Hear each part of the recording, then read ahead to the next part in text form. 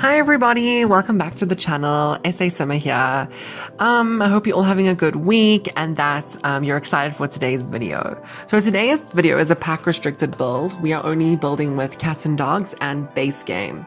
So I really got inspiration from for this house by looking at beach houses on Pinterest, which I feel like Pinterest is where most people get their inspiration for builds anyway. Well, those people who enjoy Pinterest, I'm definitely one of them.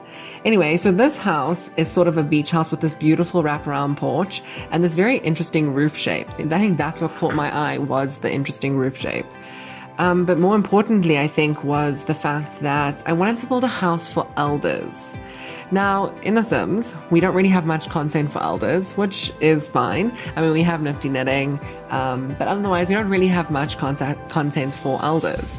And I really think that this house was something that came from that idea that we do not have much content for them.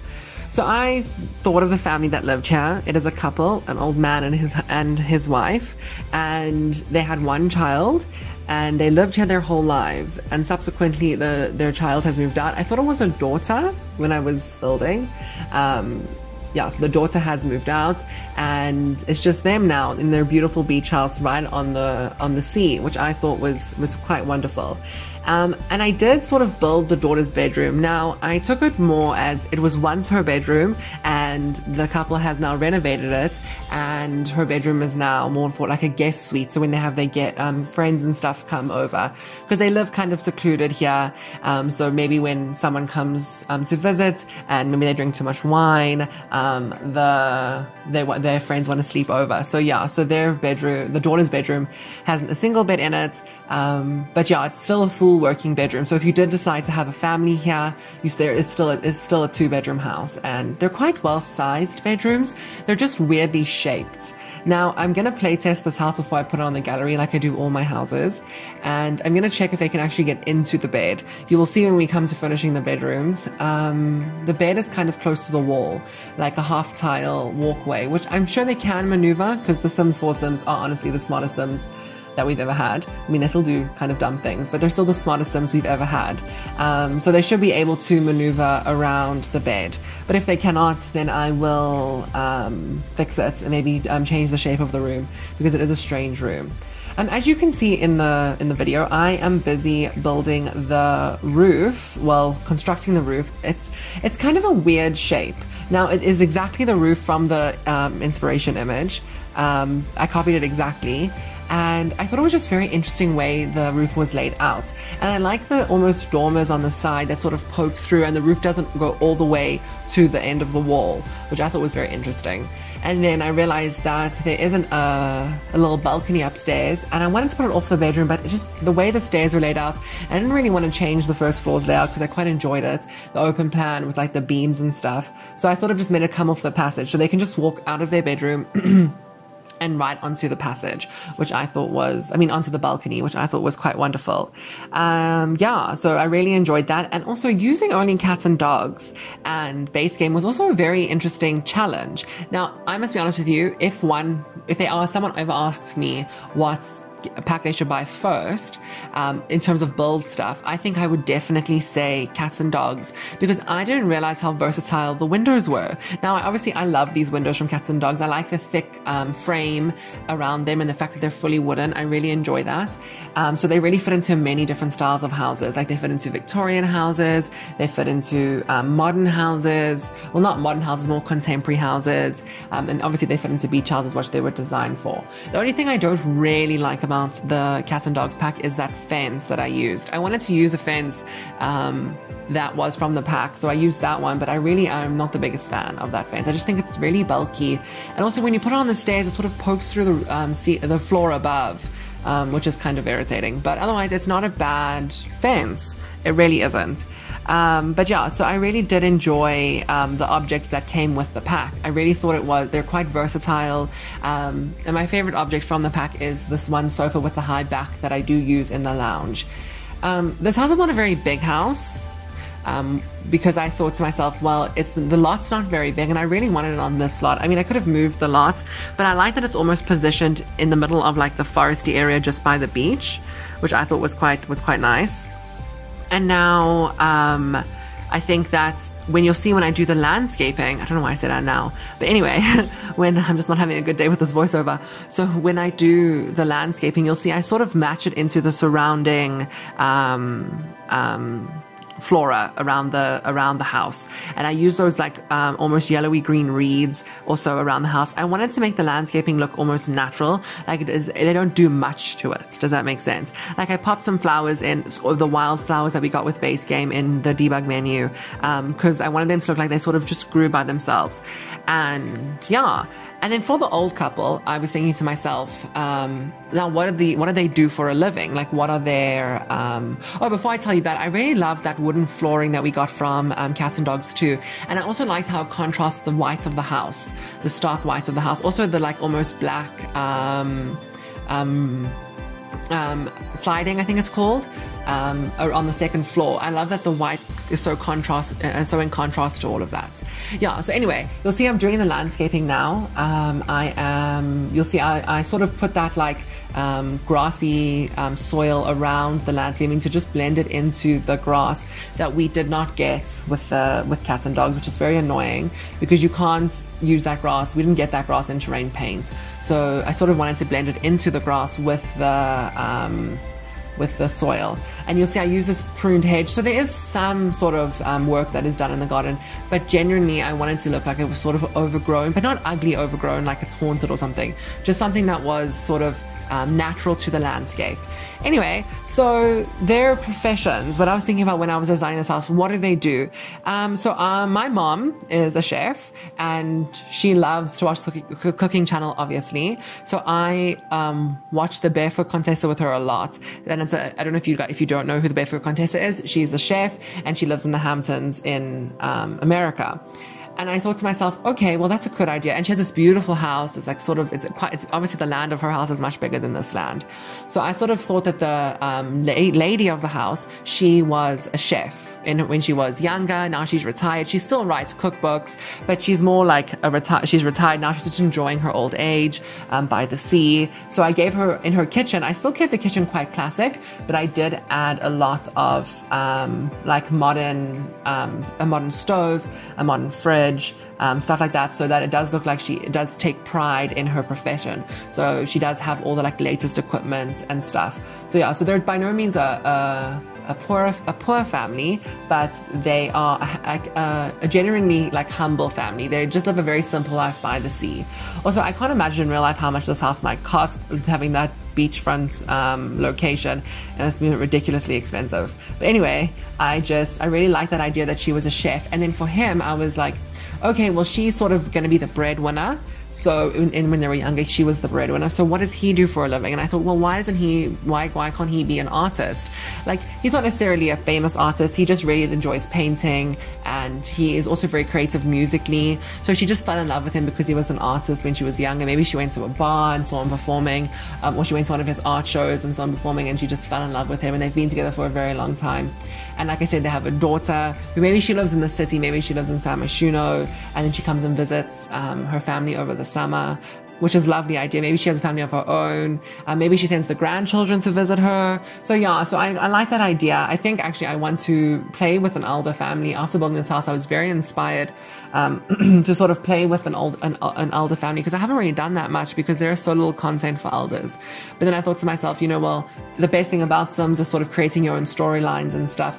And what happens if she like lives in, her and her husband have retired, and then she gets like a deal to have a cooking show, and then there could be like drama with that, like they both agreed to retire, and now what does she do now that she's got this great opportunity? So yeah, I really like that idea. So now we're moving on to the kitchen, and as you can see, I used white. The house has used a lot of white and dark woods. Like I said, I really love that juxtaposition between the two. And so I use a lot of white, and I use that fridge from Get to Work, I think it is. I do love that fridge. It reminds me of the fridge in Jamie Oliver. I think it's Jamie Oliver's kitchen. As you can see, I've watched a lot of cooking shows growing up. So yeah, it reminds me of that fridge with the clear front. I quite enjoy it, actually. So I added that fridge in, and then obviously the most expensive stove.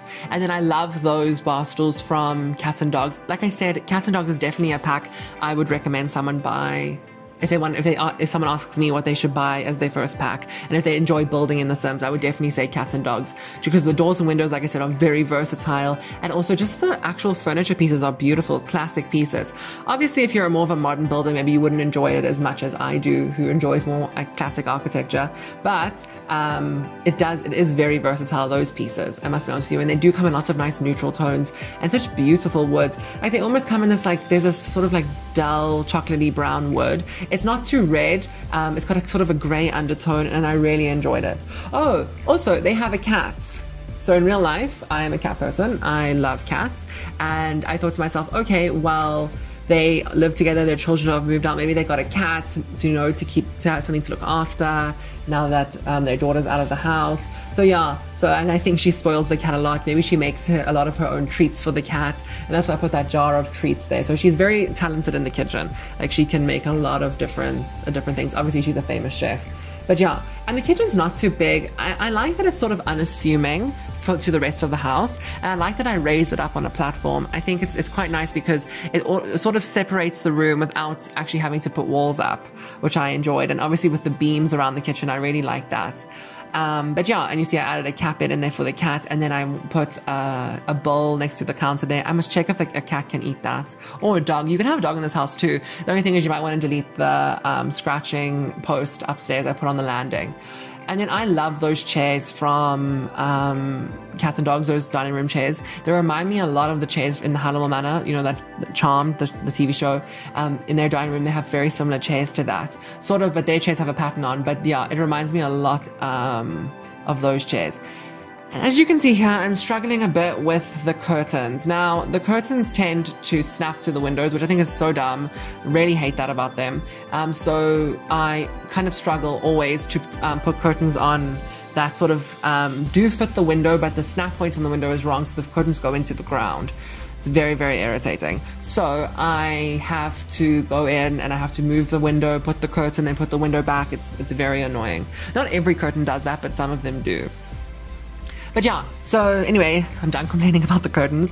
But yeah, so then I just put some stuff on the mantle, because those are like the only two things that can fit on that mantle, which is also very irritating. This video is not me complaining about the build and buy system in The Sims, but yeah, there is a few things that I think can be improved on. I love the game a lot, and I do think that if you do love something, you should complain about it. You should force people who make it to take accountability if things do not work. Obviously, the shelving system is just the way it's designed. That they can change that, but I doubt they ever will. But yeah. Also, I must be honest with you, when doing platforms, so many things sink into the platforms when putting them close to the edge, which is very annoying. That's something they should fix, though, because I love the platform system. It really, like I said, it really breaks up a room. And when there is a system that's so amazing like that, you want it to work perfectly. And I think that it can work perfectly. I know there is now a laundry list that came out, and I sort of read the laundry list, but there's not many builds issues on there. Not that the other issues are not important, because obviously the builders in The Sims, we do have a lot of content and stuff.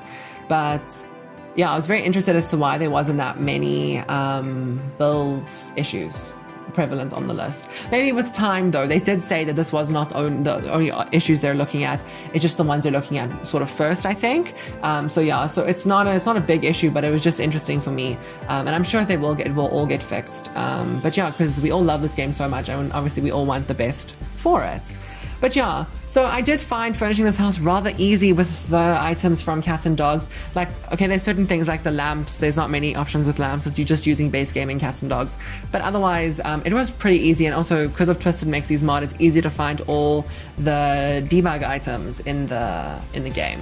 So yeah, so I really did enjoy furnishing it. And also we have gotten a lot of base game updates with new stuff, which also make furnishing just base game really easy. But yeah, so I'm very excited for these pack restricted builds that I'm going to put out every Wednesday. So I've decided every single Wednesday we're going to have a pack restricted build. I don't know what's coming next week. Well, I do know what's coming next week, but I'm not going to say what's coming next week. It will be a surprise. But yeah, so this week was Cats and Dogs and base game. Now, I'm not necessarily going to only restrict to 2 packs in the future. Yes, I want to go through all the packs of just using that pack in base game, like only doing seasons in base game or city living in base game. But when I've done through all of those, then I will maybe do like using seasons, city living, and base game, right? That would be an interesting one to do, or using only cats and dogs, paranormal stuff, and obviously base game. So yeah, so I would max go just 2 packs. Or 3 packs. I don't think I would do 4 packs. That kind of defeats the purpose of a pack restricted build, because the whole point of this pack restricted build is so that you guys who do not have all the packs can download a house that works and that has all the items in it into your game. So yeah, and I just wanted to let you guys know that my gallery is up and running. It's the same, it's SASimmer. I think it's SASimmer 97, and this house will appear there on the gallery once it is out. I did make an oopsie and put Bree's house that I did last week, well, on Monday. I put that on the gallery a little bit early, but what can I say? It's done quite well on the gallery. But yeah, so it will all be on the gallery. And I was thinking, I have all these stories for Sims when I build these houses. Maybe I will create some of the Sims and put them on the gallery too. I know that's a good idea. I'm not the best at creating Sims, and there's lots of people within the community that make beautiful Sims. Also, a lot of South African, like since I've posted on Instagram and YouTube and stuff, I've got a lot of messages on Instagram and various other social medias about South African. The South African Sims community, and a lot of them make beautiful content. So yeah, hopefully I can share that with you soon. I even think someone in South Africa who makes custom content, beautiful custom content, follow me on Instagram, and yeah, so I think that it's quite cool that we have our own little community here well, I don't know if it's little, our own community here in South Africa of Simmers. But yeah, so hopefully in the future I can show some recognition or make these people more shown to the world. If this channel does well, then I'll definitely do that in the future. Also want to build, talking about South Africa, I also want to build, I feel like I talk about South Africa in every video, but anyway, it is SASimmer. I feel like I want to build something, a South African house. Like I was thinking maybe a Cape Dutch style, which is sort of a South African, it is a South African house. It was just made by our colonizers. Built by our colonizers, which isn't always the greatest thing, but maybe we can build something like that. The only thing is I'd have to use half walls for the gables, and because there's no curved half walls. If you Google Cape Dutch style, you'll see what I'm talking about. But anyway, we are coming towards the end of the video, and I just want to say thank you so much. And it would be wonderful if you guys liked and subscribed to the channel. I hope you all have a lovely day, and I will see you on Friday. Bye.